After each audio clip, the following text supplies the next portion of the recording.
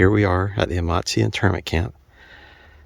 We're following along a audio tour that we found online, and most of it's just foundations.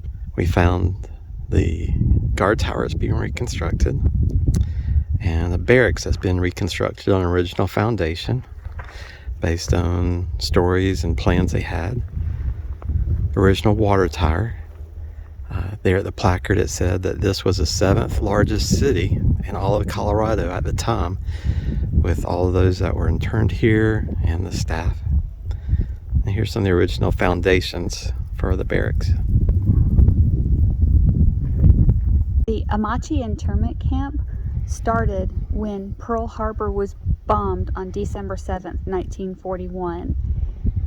All Japanese Americans were sent to concentration camps. There were 10 in the United States. This one housed over 7,000. They lived in barracks like you saw.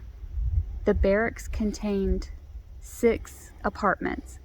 The ones on the end were 16 by 20 for singles or just married couples. The ones in the middle were 20 by 20, which was for families of 4 or 5 or fewer. And then the larger families got 20 by 24 rooms.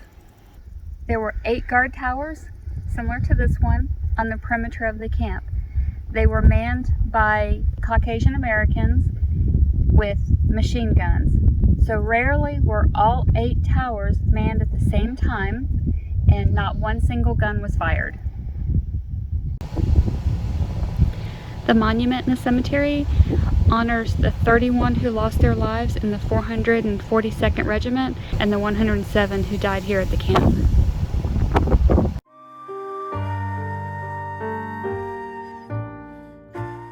We're approaching Bent's old fort.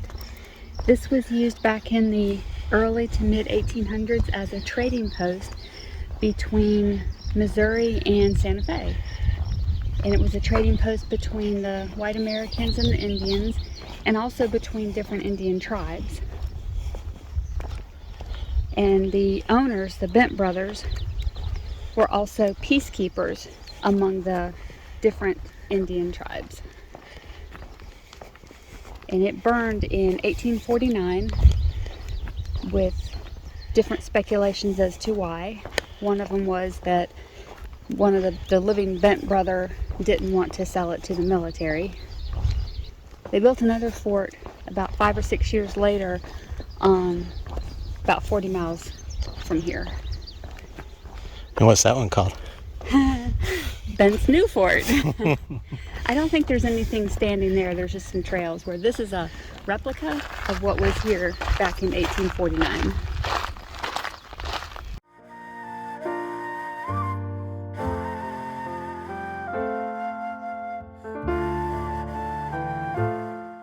What was he trying to tell you?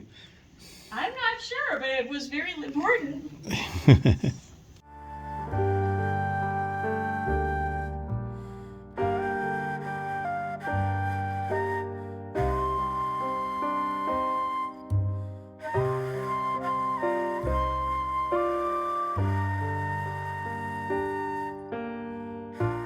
Hundreds of bats that live here in the fort are mostly little Yuma bats.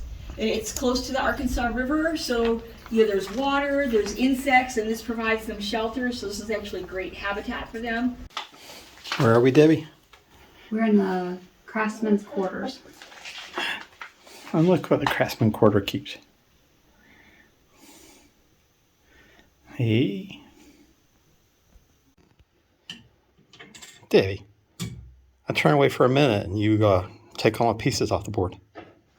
I want to win.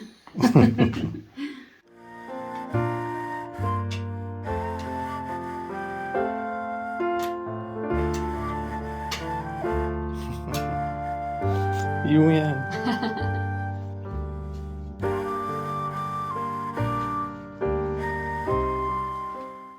So this is one of the quarters for the troops or for guests.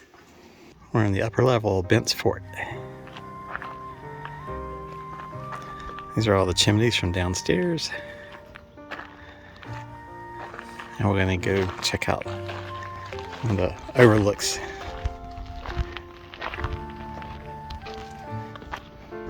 And in the stables. Looks like they have cactuses growing over the outer wall. That could be more effective than barbed wire. I would agree with that.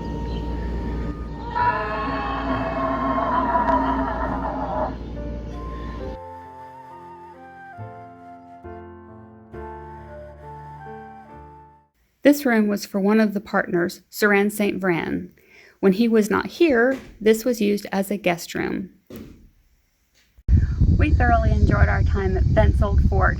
This fort was privately owned by the Bent brothers, William and Charles, and their partner, Saran St. Bray. Very good. I couldn't have said that.